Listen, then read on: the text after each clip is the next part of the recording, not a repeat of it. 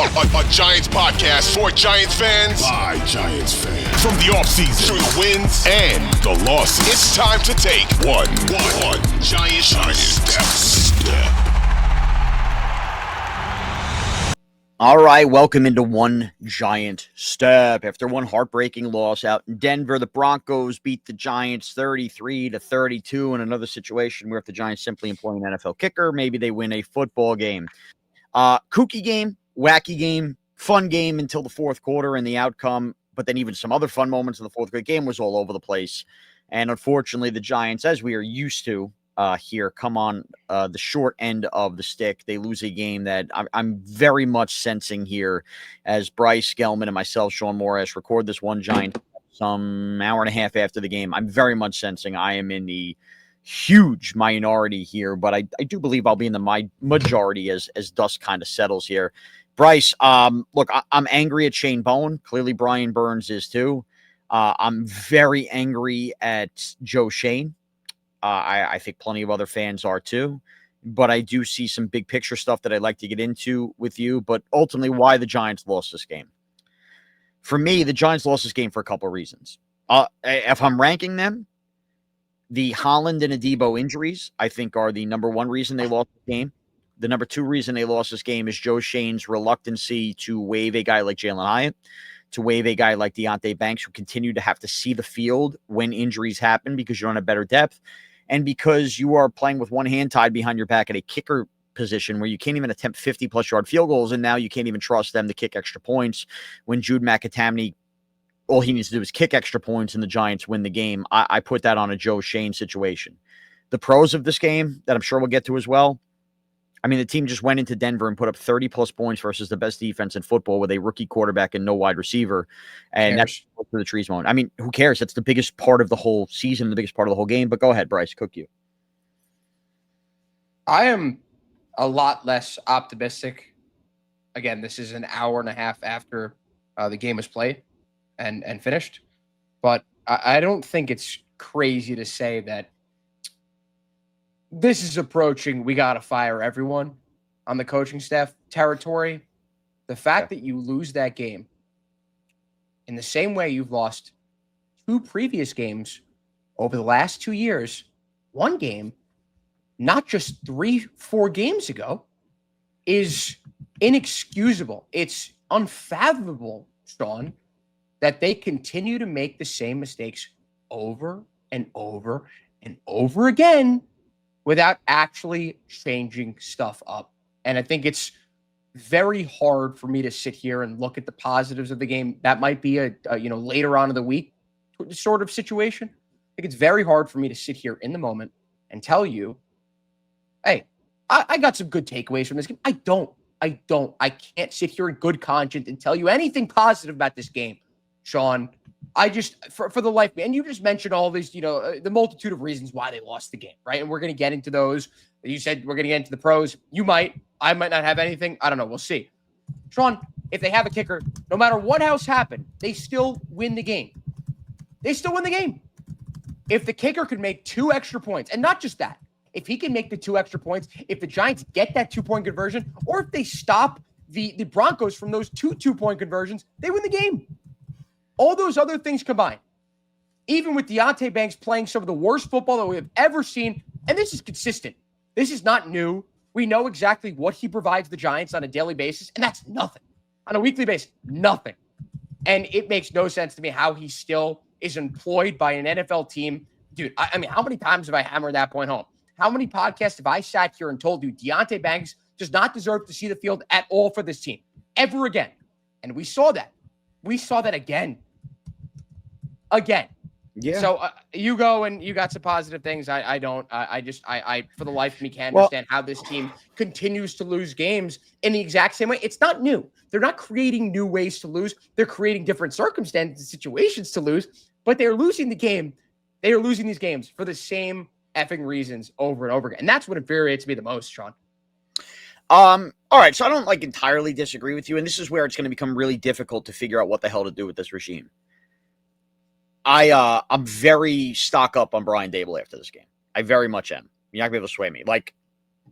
Tell me what Brian Dable did so wrong in this game. Go ahead. I'll wait for it. The two separate instances where he let his rookie QB run out the clock and take delay of game penalties. And I understand you want to burn those 2 timeouts, but he screwed up. And this has not been a justice game issue. This has been all season long, where he's let Jackson Dart run down the clock. Dart, I mean, he's a rookie quarterback, so you give the pass for all this stuff that's happened. But there are some coachable mistakes that have not been coached, Shaun. And he continues to make these mistakes. I get it, but the only way to coach through rookie quarterback mistakes is when the mistakes happen to coach through them the week after. Like I think this is my biggest issue with the Giant fan base. And many of you listen, and I appreciate you guys from listening to One Giant Step. I understand that we are on 4 years of frustration with the regime. So I'm not trying to pinpoint that. And it really, really convolutes stuff when now you get to year 1 of the exciting rookie quarterback, but it's also year 4 of a regime you're frustrated with. So we are in really, really weird, like, how do you figure out headspace territory? So I'm acknowledging that. And I acknowledge that people are going to be furious with Dable and Shane. I understand that. But when it comes to rookie quarterback play, the bad that happens with a rookie quarterback is rookie quarterback 101. The interception tonight was brutal. The 2 delay games were brutal. Jackson Dart's allowed to have those mistakes. He, though, went into a week where he was clearly prepared enough, and the team was clearly prepared enough, that versus that defense, which has been made out to be the 2000 Ravens, he scored 30-plus points. And when the team gave up the lead after basically an avalanche was falling, he knew where to put a ball, drew a pass interference. Dude, okay. We're not doing this, dude. He threw 2 What do you mean we're not doing very this? Easy. Dude, he threw 2 terrible passes. Terrible throws. On that drive. But 2 on that Dude, that's how you draw pass interferences. He doesn't have wide receivers. He also threw a money play to freaking Bellinger earlier. Those 2 times, those 2 passes that I'm talking about had nothing to do with the pass interference. He threw 2 must-interception he put balls the ball where it had to team. be. He put the ball where it had to be. What are you talking about? Jalen Hyatt on the 1 ball where it needed to be.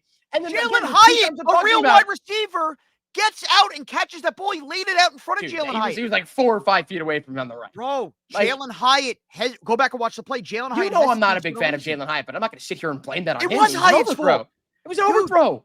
You can't tell me that it was a perfect throw. We already went back. I'm not even trying to be a jerk to you. I already went back and rewatched that play. It's okay. I already went back and rewatched the play. You got to see what freaking Jalen Hyatt does on this stupid stutter step for no reason.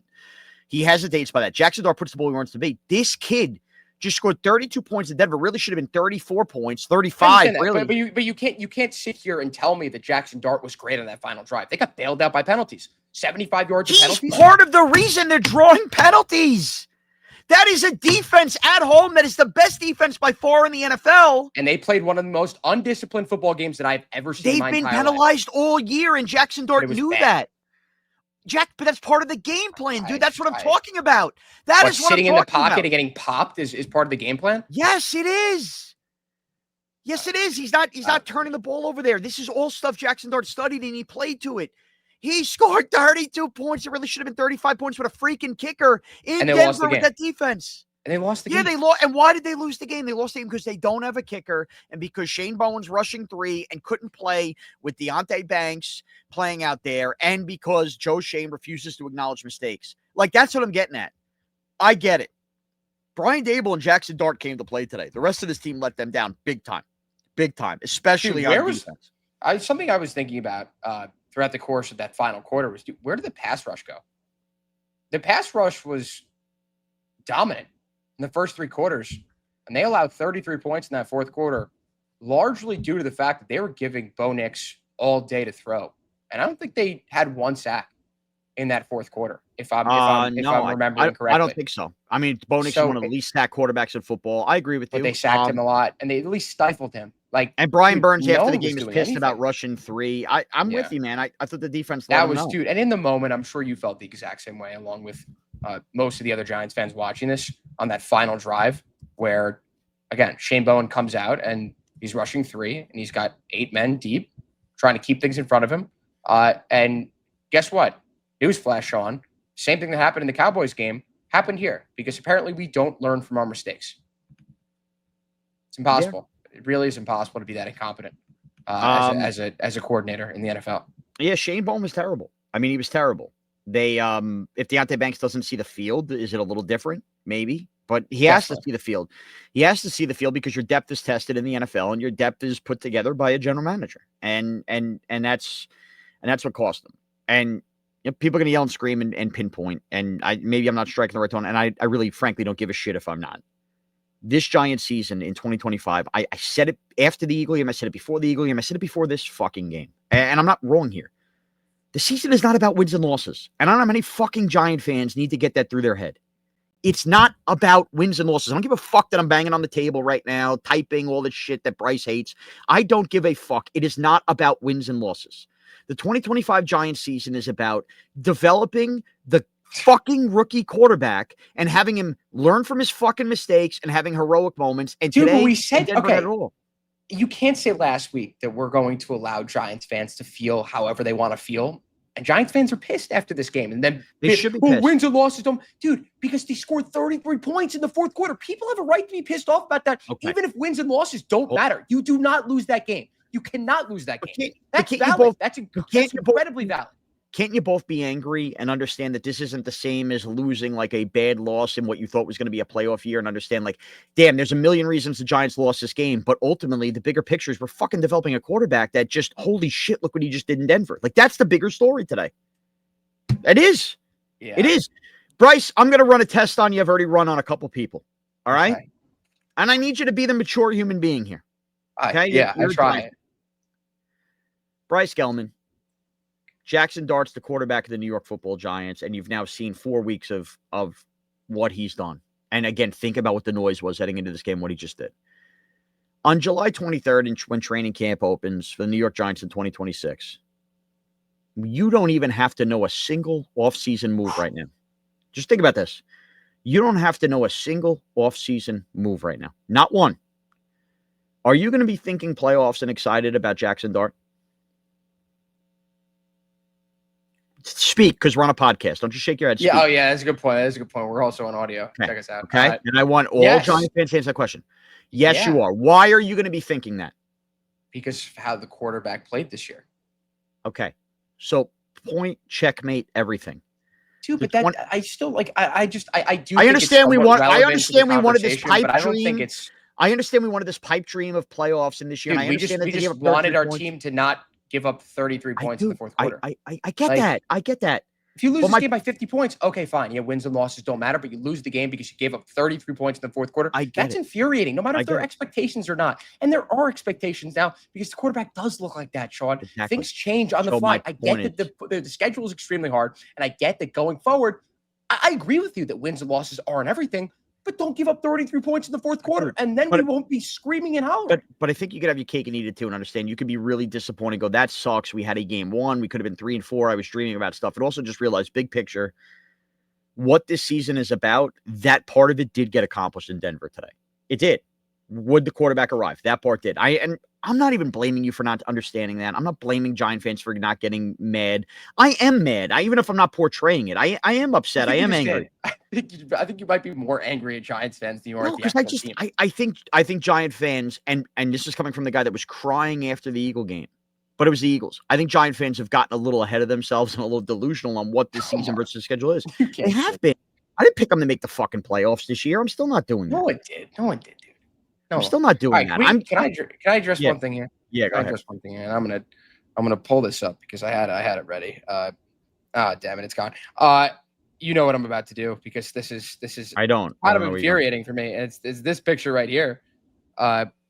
Shaun with how much time was left in this? Because it's definitely at the end of the third. And look quarter. at the tweet. Guys, by the way, that tweet did. You guys look like you're having a great time there. We are having a good time. Okay. Somehow I haven't gotten invited to the bar, but that's not. So Bryce is showing me holding a drink up. Cheers. Now, Bryce, you want to read the tweet? Want to read the quote tweet? There wasn't. Yes, it was. Oh yeah. Okay. Well, yeah. Okay, Jackson Dart is the best quarterback that Denver has faced so far this season. Fine, but it also does look like you're celebrating with a drink in your hand, taking a shot. What is that, by the way? It looks like it was just Bailey's. Milk.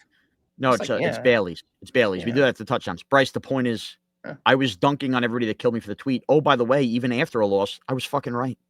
Jackson. All right, but to be fair, what was this? This is not reacting to it. Do that. I'm showing the picture of Shaun holding up a belt that, first off, the belt is ripped. Probably need Yeah. a new Do you belt there. even know what that represents? So you're a real Giant fan if Belt you know to what that ass. represents? I said. Yeah. I Okay. said. It represented That's what belt I to said ass. Did the last week. Broncos take belt to ass today? No, they didn't. So both of those Yeah, tweets but they actually won the aged game. rightfully. They won the game, Shaun. Okay, they won the game. Issue They were with, supposed to. They were there was 9-point someone- favorites by kickoff. They were supposed to win the game. Shaun, there was someone that I know well. I've mentioned on this podcast. During game one of the Knicks, first off, I mean, the fact that I've been through 2 of these losses now, this is obviously the first one is on a different magnitude than this one, but the Knicks loss against the Pacers in game one, there was one idiot all over Twitter, game over, the game's over, Knicks up 1-0, going to the finals. And guess what happened? And this is, I get it. People out there like, oh, there's no such thing as jinxes. Shaun jinxed the team. It's Shaun's fault. The Giants lost this game and nothing else. So thanks, Shaun. It's obviously tongue in cheek, but like, hey, I don't do that. I don't like that. I don't like the whatever happened with that Rangers sweep thing. That certainly went over well. Okay. I mean, I'm rage baiting Shaun. I really don't care. It's fair. It's fair, but put it this there's way. some truth to it. When history looks back at one Giant step following the Giants' devastating loss to the Broncos, history will show that Shaun Morash was in fact right and had the right. I hope you are, dude. I hope you are. I'm telling you, like I'm. Listen, I just did a 35-minute live on my own just to get my thoughts out before you were ready to do this. And it I went through all the 7 stages of whatever the hell, of grief or of whatever, you know what I mean, like denial and all that stuff. I went through every single one of those. Anger, because dude, you just can't. After that game, I put out a video too. I was frustrated. I was pissed off, like everyone else. But talking it out has not changed my opinion on being pissed they lost the game. I've toned it down. I was getting banged about the way my upstairs neighbor was banging on the floor because I was screaming so much about it. And then I tamed my thoughts and my emotions, Shaun. But I think it's still valid for me and plenty of other Giants fans to be upset about this game. And it's going to impact my week. It's going to impact a lot of other people's weeks. And I don't think you could sit here and tell me that it's not going to impact your week. You cried about the Giants beating the Eagles. You felt the highest of highs after that game. And now you face the lowest of lows. So I just think anyone's opinion and feelings after this game are valid. I also get where you're coming from, being frustrated and angry with Giants fans who feel this way. But at the end of the day, Shaun, when the Giants beat the Eagles, put belt to ass to the biggest rivals that we have, and then go out and allow 33 points in the fourth quarter, it's entirely valid for Giants fans like myself to be frustrated, even though we didn't expect them to make the playoffs this year and didn't, at the start of the year say that wins and losses are going to be life and death. And also, dude, I'm not like you in that sense. I'm not. There are a lot of other Giants fans that are really, really upset after the loss. I've never felt like that in my life about the Giants. Even against the Eagles after that game when they lost in the playoffs, no one expected them to win that game. But the fact they were up 19-0 going into that fourth quarter, the fact that they're the first team in 1,600 games to lose a game in which they're up 20 points, whatever the hell it was, that stat, that stuff obviously rubs me wrong. It's going to rub anyone else the wrong way. And just I think it's valid to feel frustration and anger after a game that you thought the Giants were going to win. That would have been so amazing leaving Denver with a win like that. You agree with that. So I think based on that sentiment, I'm not. Look, if that's the reason you're mad because we didn't get to experience a feeling we felt with 5 minutes left, they were like, "Oh my God, we're winning this game. We're 3-4." Totally, your feelings are validated, and I did feel that way. And I am. I know I'm not portraying it. I am upset about the loss, but I'm also I'm trying to be level-headed. That's all. That's all I'm trying to do on this podcast. I understand that it sucks. You're doing a good job at that. You're doing a good job at that. I got to give you credit. You're doing that. But I vowed to you guys. I vowed to the audience I would do this. The Eagle win, you heard me as euphoric as I possibly could be. But that win was about more than a win. That win was about the rivalry with the Philadelphia Eagles and everything that happened. And it was also about Jackson Dart arriving. I promise you that the Giants have not won their last football game of the year. The Giants have a couple more wins in the hopper. I think because we're such fanatics and we go nuts, highs and lows and all of that, I think you forget the reality of the situation the Giants walked into. And yes, the reality is they had a win in that situation and they blew it. They blew it. But holy shit, man, they have a fucking quarterback. And whether they were whether It's a they were silver lining. There is a whether silver it's lining. beyond, but you know what, Bryce? That's where it's kind of like you're almost undermining it. It's more than a silver lining. It's like the real deal, legitimate thing here. And 3-4 and 2-5 is not going to be that big a difference in terms of the bigger picture. It just isn't. Jackson Dart yeah. learned far more about what he's going to need to do over the next 10 years today than he would have been if the Giants had won this game 13-7, and the defense just showed out and Jackson Dart made a couple mistakes. Like what you saw today in a loss, I actually think goes a longer way in terms of the quarterback than a sloppy defensive win would have. Do you want to get into positives before we wrap this up? Because I mean, I thought I portrayed a few. What else do you got? What else do you got? Daniel Bellinger is a really solid player. I think that he might be. We talked about this last week that he might need to be utilized more in 2 tight end sets, and we did see a lot of that today. Like we saw that a lot. I don't know how many snaps that Bellinger played, but he looked extremely solid. Dart again, like he had I think he had 17 less pass attempts than Bo Nix and had 4 more yards. Jackson Dart looked good. He did complete, I think, less than 50% of his passes, which isn't great. But Wan'Dale Robinson, dude, and we got to pay him, right? Wan'Dale's got to get paid, correct? Depends how much he's going to get paid. Wan'Dale's been money. Wan'Dale's been money, but let's see what they do at the deadline. Do they add a receiver that you're paying him and then Neighbors? We'll see. I like Wan'Dale. The Slayton contract is definitely throws a wrench in that. Paying him $12 million a year. The more you think about the Slayton contract, the more you realize it is a hindrance. But I mean, I'm not anti-paying Wan'Dale. Wan'Dale's been good. To me, I'll give you another positive. Cordell Flott has been tremendous. You took the words right out of my mouth. He's been amazing. And if you win this game, by the way, if you won this game and hold on, we would look back and go, how good was Cordell Flott today? Yeah, dude. I mean, like I'm in shock. Week in and week out, he's gotten so much better as the season has progressed. Like he's a better corner than Paulson Adebo. He's played better than him. He's played a lot better than Paulson Adebo and Cordell Flott are so important because the second they go out, Deontay Banks plays. So like that also obviously plays a factor in how important both these guys are. Cordell Flott was amazing. The defensive line again in the first 3 quarters, Shaun, they had like 10 pass deflection throughout this game. Like I know that's a problem with Bo Nix, but they did get their hands up and they did influence the quarterback and all that kind of stuff. So that's another positive. I'm trying to think of what else. I did have a lot of notes here. Like, I had all these amazing notes. First off, I mean, also that the Giants win this game if they call that hold on Evan Ingram on Cordell Flott. I don't know why both Kevin Harlan, who was the guy who was calling the game with him? It was Harlan and Trent Green. Yes, both of those guys. The TV booth was showing that replay 55 times because I think they realized, along with all the Giants fans, that was an obvious hold.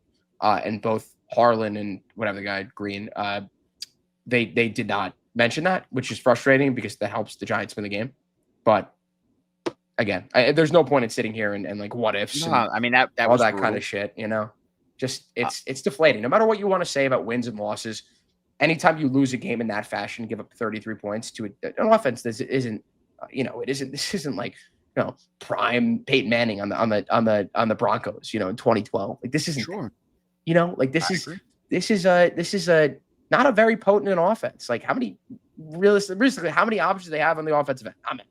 They won that game in that fashion. It's just fuck, man. Like it's again. I wanted to cry after the game. I was like, I don't know what to do. Like I did not know what to do with myself after that loss. And look, I was with people that felt that way too. I'm just telling you, I'm watching every 2025 Giants game where I'm going to be super pumped up if they win, and the losses, while I'm going to be angry in a year one situation with a quarterback, I'm focused on that. I've lived through the Eli Manning rookie year. I've lived through the Daniel Jones rookie year. I'm a seasoned vet when it comes to rookie quarterback years and how you're supposed to treat these losses after games and to find silver linings. I know. Again, dude, they could lose by 40 and it'd be okay, fine. But that's Dart my point. Got popped. He needs to learn to But losing by 40 would aggravate me more. Losing the way they lost today is as disheartening as it was. Knowing that we did that versus that defense with that quarterback, that gives me the pause of going, you know what? I know within a year, I'm not even going to remember that they lost this game, and it'll be far more important than Jackson Dart's career or whatever going forward. That's it. The last point I want to make, Shaun, is Andrew Thomas the most important player, non-QB? Oh, you got to be right non-skill player in the NFL. In the NFL. I mean, he basically made Top 5. Made the guy entering the game in the league lead of sacks quit and change sides and go on the other side of the literally football did not field. match up with him. Literally did not match up with him. He went to the other side, and basically even versus Luminor, did Nick Menino play this game today? I mean, Jesus. And he's still talking, you know what, on Twitter right now. Exactly. Well, let him. They won the game. Congratulations. But the defense, Exactly. how much did they help? Not much. Right. And, guess what? If Graham Gano's healthy, do the Giants lose this game? No. So it is what it is. No, if he was healthy, he probably would have injured his hamstring and then gotten hurt mid-game. So. Well, by the way, I'm not even saying I want Graham Gano. I'm just saying in general, the Giants again feeling okay. All right, me and Bryce are going to be back for a preview pod ahead of the Eagles game next week. I'm sorry if I've pissed you guys off for just speaking the truth and knowing that you guys are going to feel exactly how I feel in 7 months, and that's fine. Typical me being right again. At Shaun Morash, at Bryce Gelman on Twitter and X. Thanks for listening to One Giant Step with us.